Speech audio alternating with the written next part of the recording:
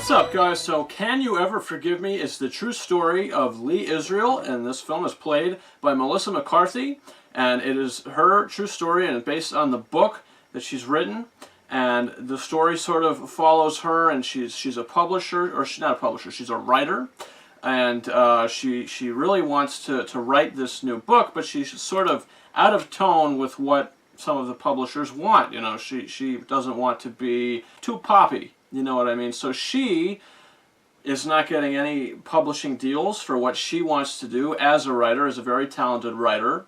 So she needs money. She's hard up for money. So she takes it upon herself to, I mean, this is not really a spoiler because it's true facts, it's history.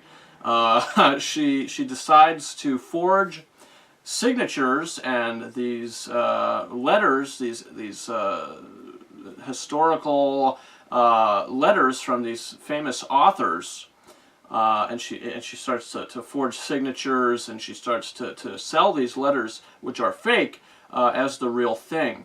So that's basically the plot of the film, and she runs into Richard E. Grant's character, who also sort of has a lot of baggage in the film with his character, but they sort of grow this bond and start sort of working together, and the film just sort of goes from there. I'll say that I really enjoyed this movie.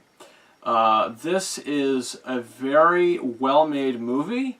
It doesn't pull any punches. It's just very real in the way it's told. It feels very timely with the score, you know, and the musical choices that they use. I think it really worked. I think the acting is fantastic. Melissa McCarthy is great in this movie. This might be her best performance. She's great. She pulls it off, this very complicated character. Also, Richard E. Grant is maybe the best part of the movie. He's giving such a great, alive performance, which I really appreciated. I think they both definitely have a shot at Academy Award nominations. We'll just have to see when the time gets a little closer. Maybe for Best Screenplay, too. I think this movie really works. The only real issues that I have with it, it's kind of a slow burn. The movie, I mean, it only runs for about an hour and like 40 minutes without end credits, but it does definitely feel like it's a slow burn. I was always interested, and I was always in, because each scene is very inviting to what's going to happen next, but I just sort of feel like the movie did sort of, the pacing was sort of off a little bit. Even though I was into it, I was really into the story. There's some themes in the movie that are touched upon that are not thrown in your face, but they're done in a very real way, like, hey, this is who this person is, and we're not going to be showy about it, but this is real life.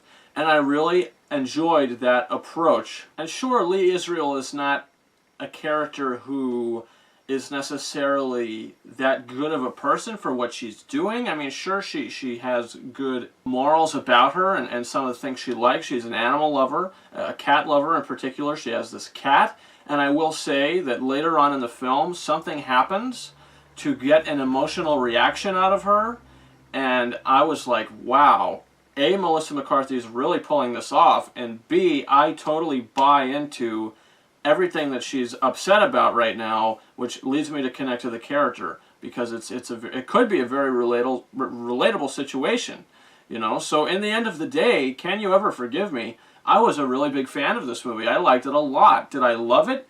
No. I do think, like I said, the pacing is a little off. It is kind of a slow burn at points, but overall the movie has great performances. I think it has great direction. I liked the music choices. I was a really big fan of this movie, and I'm going to give it 4 out of 5 stars. Really enjoyed this film. Guys, comment your thoughts in the comment section. Do you plan on seeing Can You Ever Forgive Me? What are your thoughts about it? Are you excited to see Melissa McCarthy in this new kind of dramatic role? Also, guys, you could subscribe to this channel for a bunch of reviews that are coming up on this channel.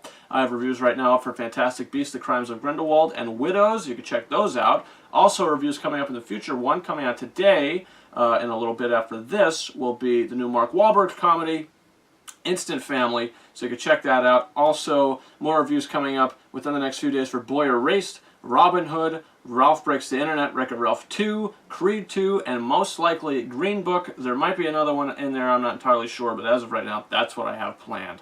Guys, you can follow me on Patreon if you want to see my channel grow. It would mean a lot. Share this video, like this video, comment, do all that fun stuff. Also, guys, you can follow me on Facebook and Twitter. The links to those are in the description of this video for updates on when I might be going live. I've been starting these gaming walkthroughs, doing Kingdom Hearts 2 at the moment. So if you're interested, you could check those out. I have a few of those up on the channel right now.